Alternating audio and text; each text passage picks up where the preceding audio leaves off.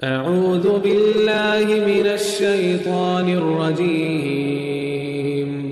بسم اللہ الرحمن الرحیم۔ اللہ نے فرمایا فَقُلْنَا یا آدم، تو ہم نے فرمایا اے آدم، اِنَّ هَذَا عَدُوٌّ لَكَ، بے شک یہ تیرا وَلِزَوْجِكَ اور تیری بیوی کا دشمن ہے۔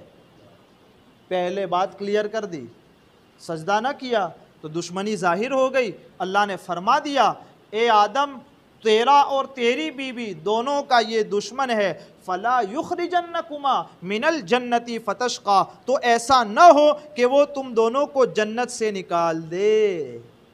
شیطان کہیں ایسا نہ ہو کہ تم دونوں کے جنت سے نکلنے کا سبب بن جائے۔ اللہ فرماتا ہے من الجنتی فتشقى، اگر ایسا ہوا تو آپ مشقت میں پڑ جائیں گے۔ حضرت آدم کو کیا کہا؟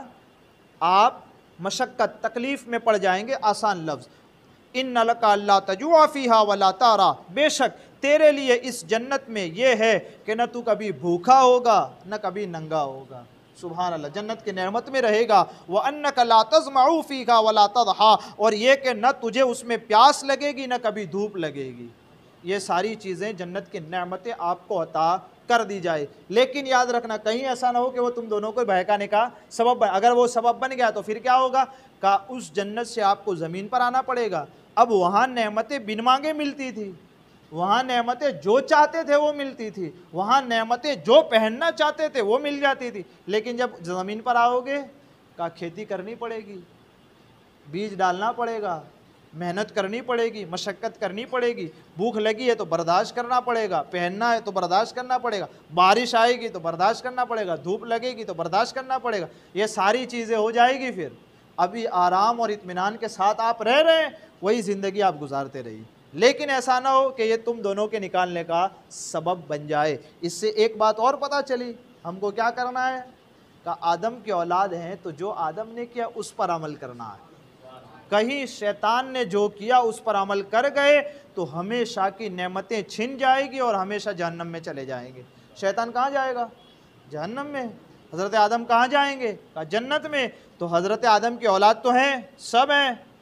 اب کا وہ جو نعمتوں میں تھے، اگر تم آدم کے نقش قدم پر چلو گے تو وہ نعمتیں واپس ملیں گی، اور اگر اس شیطان کے نقش قدم پر چل جاؤ گے، حسد کر جاؤ گے تو پھر جہنم کا ایندھن بنا دیا جائے گا۔ بسم اللہ الرحمن الرحیم۔ فوسوس الیہ الشیطان قال یا آدم هل ادلک علی شجرۃ الخلد وملک لا یبلی فاکلا منها فبدت لهما سوآتهما وطفقا یخصفان علیہما من ورق الجنۃ وعصى آدم ربہ فغوی۔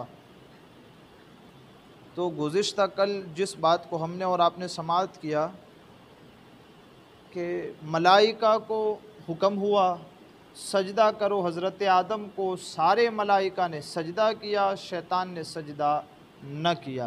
پھر اس کے بعد اللہ تبارک و تعالی نے حضرت آدم کو حکم فرمایا یہ تمہارا اور تمہاری بیوی دونوں کا دشمن ہے، تو کہیں ایسا نہ ہو کہ یہ تمہارے جنت سے باہر نکلنے کا سبب بنے، کہیں ایسا نہ ہو۔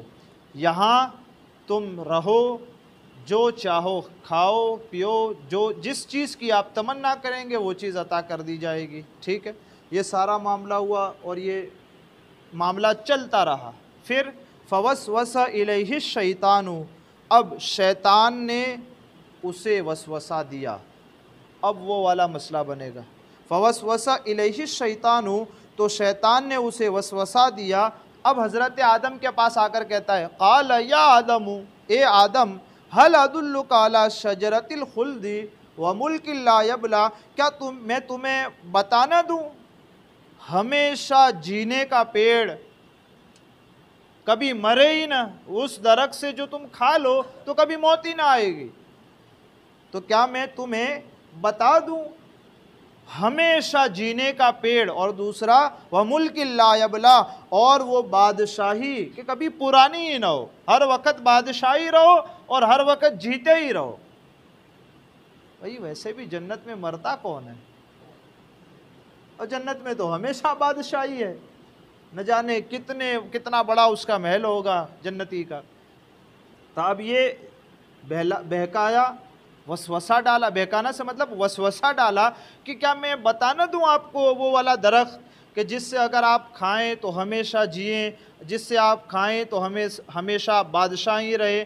پھر وہ والا جو آگے کا مرحلہ آیا، کہا وعدہ کیا تھا، کہا اس درخت سے کھانا نہیں۔ اب شیطان نے یہاں وسوسہ ڈالا اور وہ دانا، اور وسوسہ کس طرح ڈالا، کہا ہمیشہ آپ جئیں گے اور ہمیشہ بادشاہ رہیں گے۔ یہ اب قرآن مقدس آگے ارشاد فرماتا ہے فَأَكَلَا مِنْهَا، تو ان دونوں نے اس میں سے کھا لیا۔ اب وہ درخت، اچھا ٹھیک ہے، کام کرو، آپ کو تو نہ جانے کا منع کیا ہے نا، آپ یہیں رکو، میں لے کے آتا ہوں، آپ مت جاؤ وہاں۔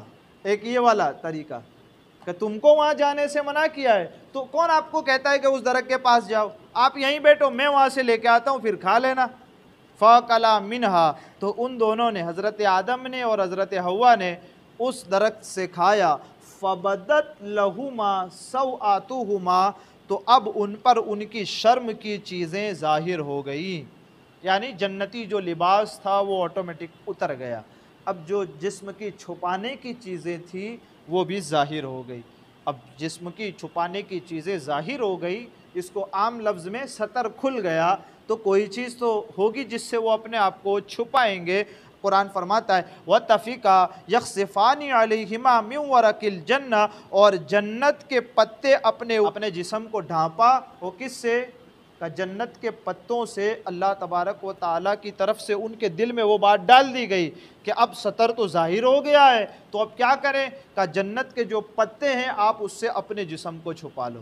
قرآن کہتا ہے من ورق الجنہ، جنت کے پتوں سے انہوں نے اپنے آپ کو چھپایا۔ وَعَصَىٰ آدَمُ رَبَّهُ فَغَوَىٰ، تو آدم سے اپنے رب کے حکم میں لغزش ہوئی، تو جو مطلب چاہا تھا اس کی راہ نہ پائی۔